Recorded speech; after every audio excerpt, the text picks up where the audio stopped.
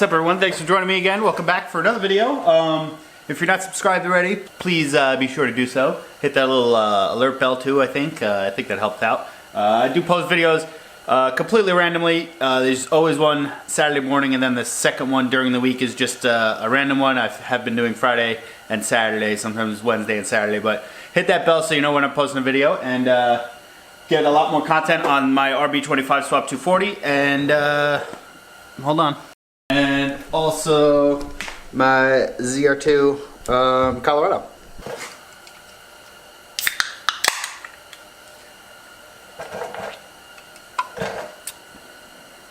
Good stuff. Alright, so let's get into the video. Since about mid-December, I went to a Toys for Tots event.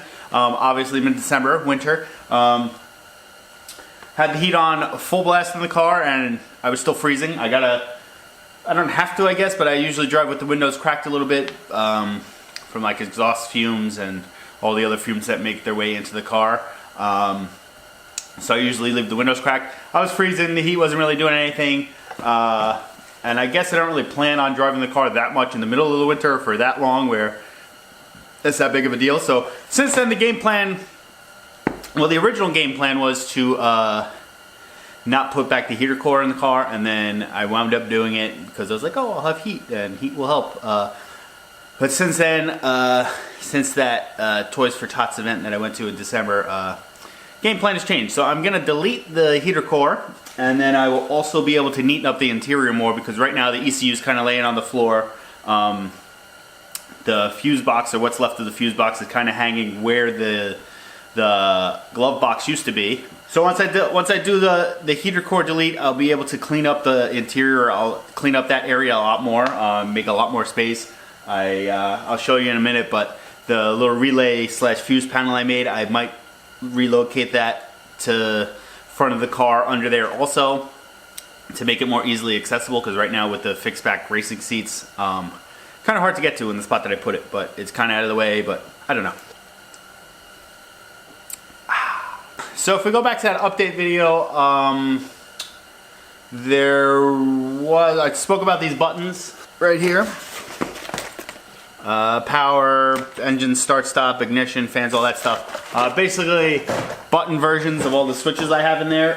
Those are going to get installed in the car in place of the switches. One second. This is not this one yet. This is going to be the new, I think it goes this way. This is going to be the new panel that's in that whole center area. So the gauges on the one in the car, once again I'll show you in a minute. One in the car, the gauges are down here with the switches here. Gauges are going to get relocated up to here. Going to delete the vents that are there, delete the HVAC stuff. Let me show you.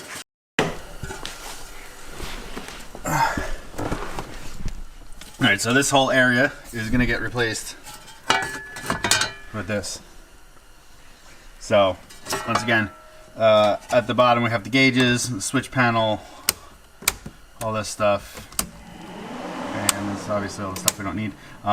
This is getting deleted since we're not going to use that anymore. Vents are getting deleted because obviously we spoke about deleting the heater core that's under there. But first thing first, you gotta take this dash apart. If you don't know how to take a dash apart, it's pretty easy. It's a bunch of like random clips and like 10mm bolts. So let's start taking this apart, and if we run into any issues, I will show you.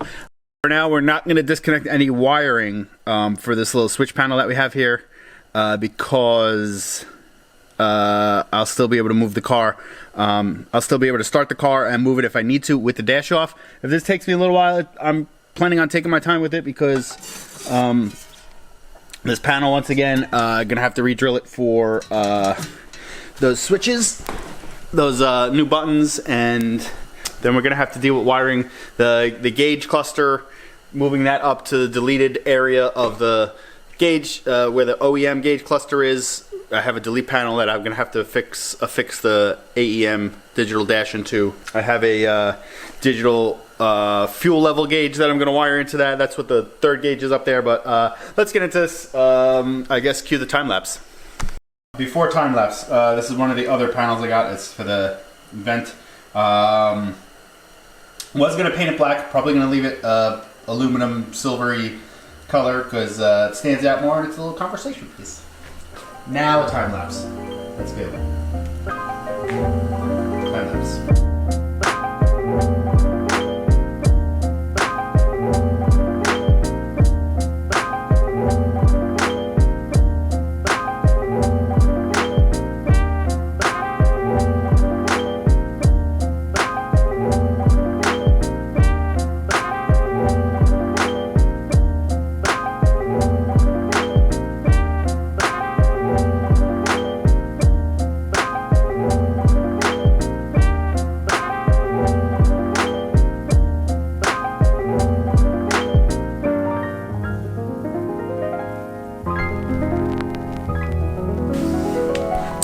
I lied. It was it's a bunch of 10mm bolts and a bunch of Phillips head screws holding this whole thing on. And then I don't remember which ones I'm missing or not, but there's two along the top, like in the defroster section. There's one holding it on in the corner. You have to pull.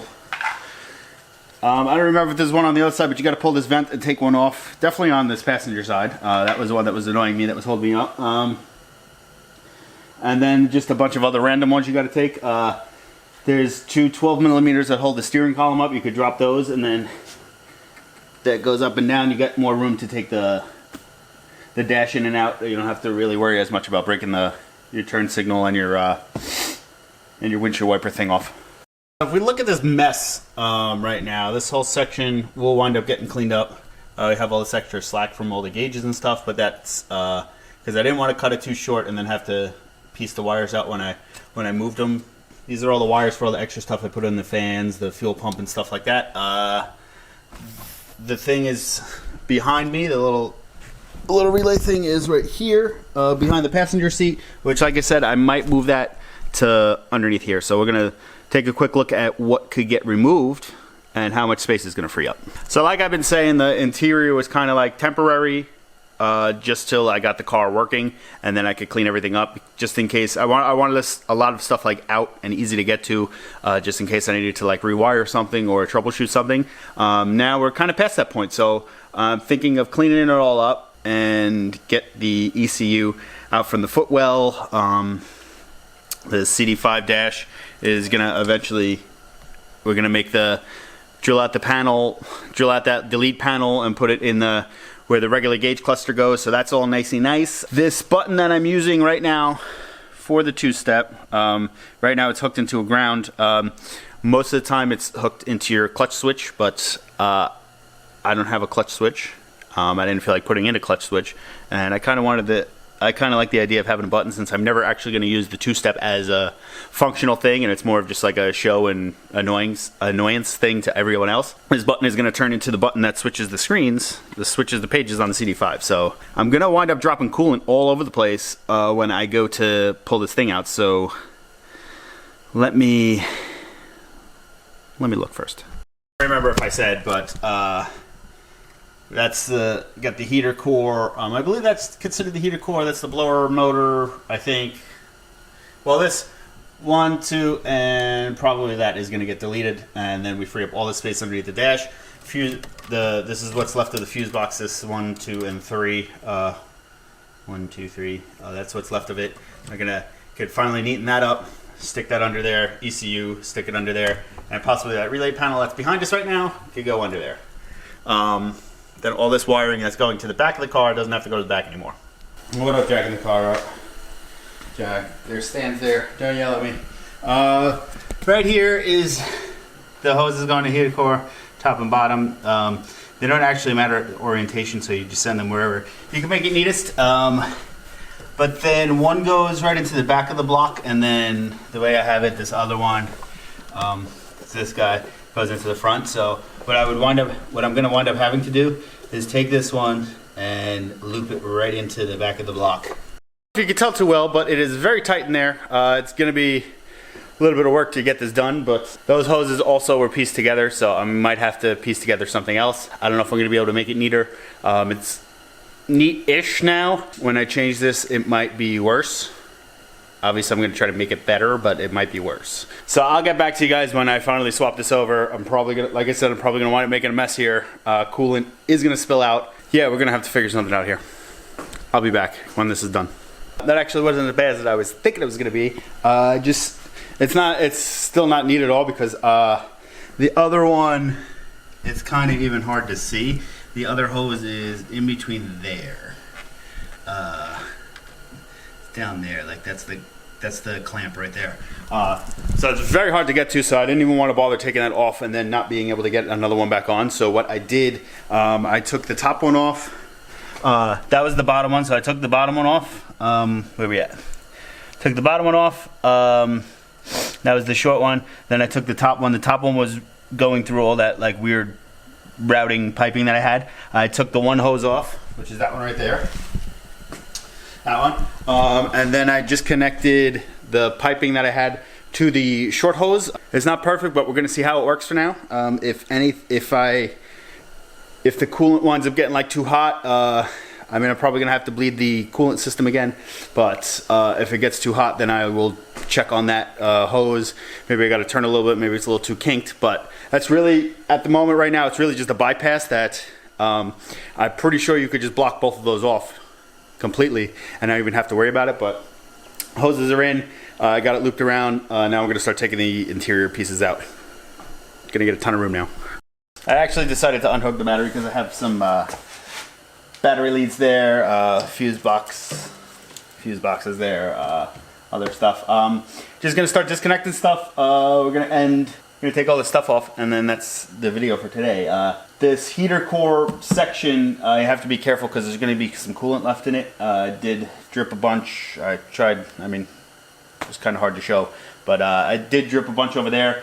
Car's jacked up in the front, so there's still stuff sitting in here, so try to be careful with that. Yeah, let's just start with the disconnecting. Hopefully I don't have to take out this whole bar. It'll probably help out if I take this whole bar out.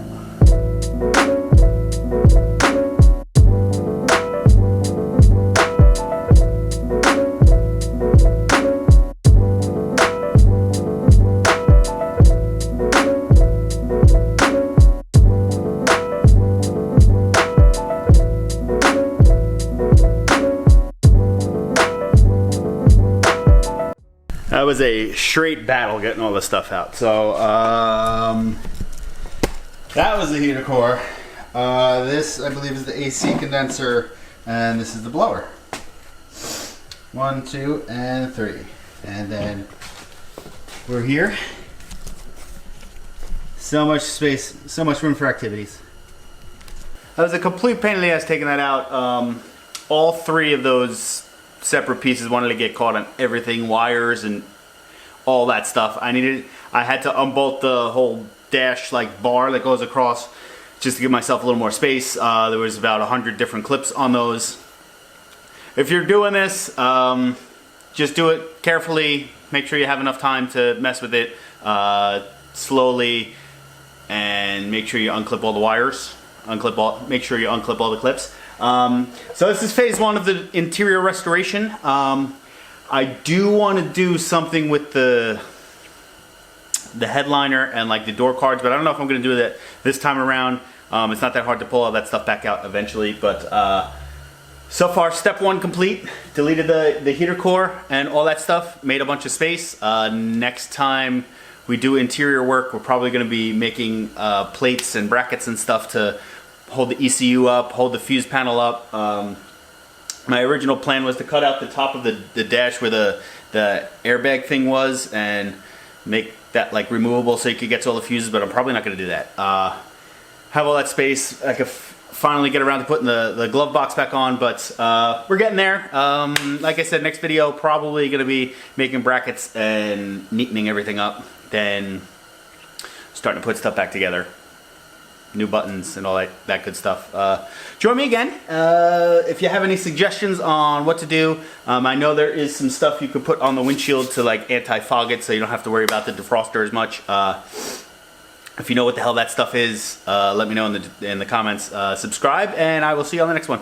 Wish me luck.